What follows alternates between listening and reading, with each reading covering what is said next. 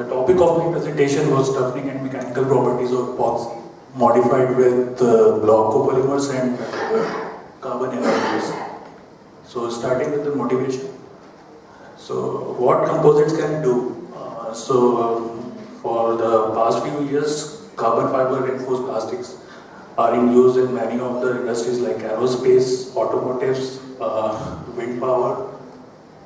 So the first, they used to reduce the weight. We take the example of Boeing Dreamliner 787. We observed that there is a reduction in weight about 20% from its earlier versions. And according to the current European norms, automotive companies are in pressure to reduce the carbon dioxide emissions from the automotives. So by 2021, they have to reduce up to 95 gram per kilometer, and by 2025, up to 75 gram.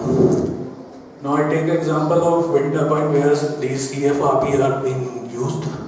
So this is a kind of shaft which was developed by our institute. It is 8.6 meter in length.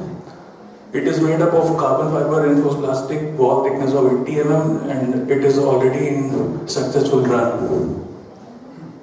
So as you can see, this shaft connects the rotor blades to the generator. So it's only one shaft directly transforming the high torque load from blades to the generator. It has low bending stiffness to compensate the tolerances without additional gear. This was developed in cooperation with Schaefer-Rose. So the objective is to increase the fracture toughness of the polymer matrix, and in this case we are using epoxy as a matrix. So now I can discuss about block copolymers. These are the class of macromolecules produced by covalent bonding of two or more chemically distinct polymer blocks. So as you can see, this is PMA block and this is PBUA block. The PMMA is polymethyl methacrylate and PBU is polybutyl acrylate. So there is a kind of affinity between epoxy and PMMA, and there is repulsion between this PBUA and epoxy resin. So these block copolymers are of two types. First one is reactive and first one is unreactive, second one is reactive. So for this study, I considered my block copolymers which I have used as two unreactive. So they usually self-assemble in pre-cure stage, leading to different kind of morphologies. These morphologies will be spherical micelles, worm-like micelles, and vesicles. So according to the type of morphology, one can understand on which order one can get the toughness of the thermoset. So if you see the K1C improvement, this was reported by this paper that if you receive worm-like micelles in your structure, you will have a fracture toughness improvement in the order of 4. If spherical micelles are present, then it would be in the order of 2.5 and 3, and in the last one in the order of 2. So as you can see, these spherical micelles and worm-like micelle is a single layer structure, and this third one is a double layer structure. So material used. For this work I have used bisphenol A epoxy resin by Hexion. Hardener is aromatic amine, that is dithiethylamine diamine. The block copolymers are provided by ACMA. So for this case, I have used di-block copolymer system. It is functionalized in nature, and the CNTs are also provided by ACMA, which are provided in the form of master batch. So manufacturing, first I take the calculated amount of block copolymer and mix it with epoxy at a certain temperature according to their data sheets. It is mentioned that these block copolymers are completely miscible at 90 degrees Celsius. So once we get a clear solution of epoxy and block copolymer, then we add a calculated amount of hardener in the mixture. After this, this mixture was transferred to the molds, and for this particular work, I have followed this curing cycle, in which I have selected 120 degrees Celsius for post curing. Once we obtain our samples, these samples are being prepared and testing will be performed. So for testing method, I have used CT specimens for fracture toughness test. All the tests are being performed at room temperature. Static mechanical tests are also being done. And later, SEM is performed to observe the fracture surface. So first we discuss the mechanical properties of epoxy modified with the block copolymer system, that is D51. So as you can see, on x-axis we have percentage of D51, and in the primary y-axis we have our elastic modulus. In the secondary y-axis we have tensile strength, and the third one is tensile strength. So as you see, if we incorporate the block copolymer system in our epoxy resin, there is a consistent decrease in the strength as well as in modulus, but on the same time they maintain the ductility in the system without decreasing it appreciably. So these are the fracture properties: K1C on the y-axis, primary y-axis, and G1C on the secondary y-axis.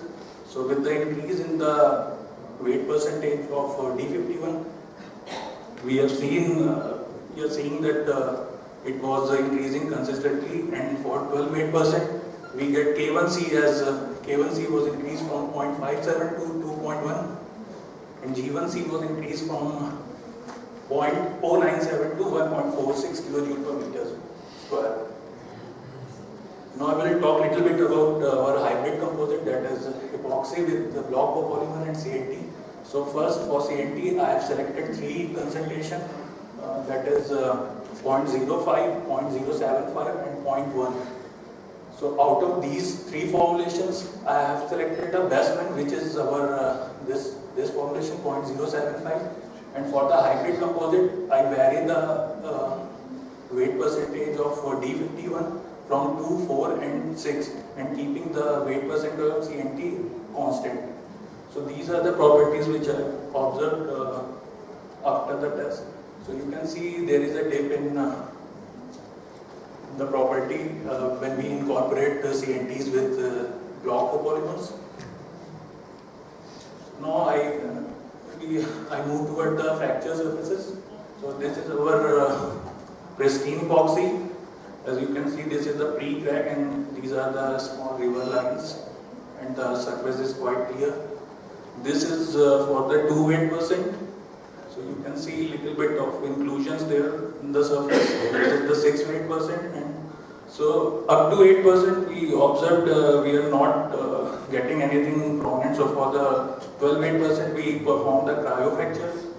So as you can see, there are very small spherical inclusions with a sign of matrix tearing. This is a kind of matrix tearing which ultimately led to the plastic deformation, and these are the spherical inclusion. So features which are observed on the fracture surface. So at low concentration the surface is almost featureless. At higher concentration we observe nanoscale cavities and matrix tearing. So possible mechanism for toughening are cavitation of spherical micelles, and the second one is plastic deformation of epoxy matrix, which is clearly evident from the figures. This is the epoxy modified with CNTs. You can clearly see this is a pull out.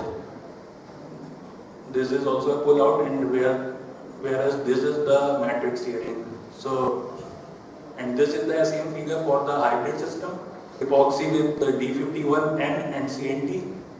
So you can easily got an idea why the properties of the mechanical properties got down when we incorporated CNTs with the block copolymer system. It is due to the agglomeration.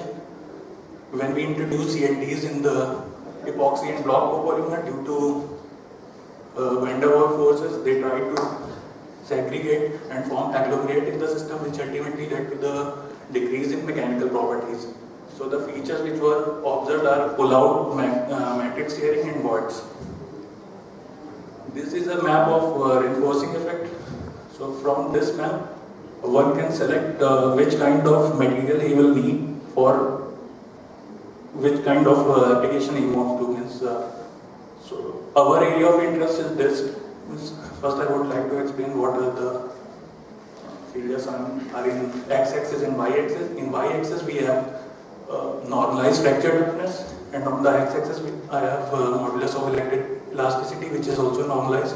And this black dot is the reference value of the pristine epoxy. So as you can see, when we add D51 with epoxy, there is an increase in the shape.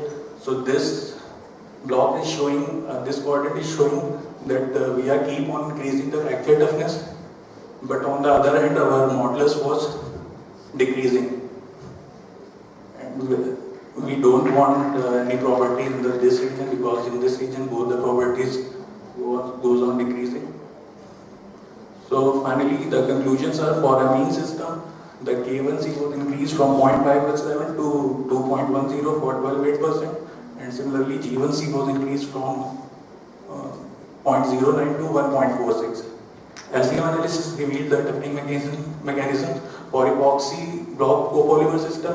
The mechanisms are cavitation and plastic deformation, and for the hybrid composites, the mechanisms are nanofiber pull-out, cavitation and plastic deformation. And we found out that the hybrid toughening has very little synergistic effect on the toughening mechanisms, and the processing of these block copolymers with epoxy is very convenient.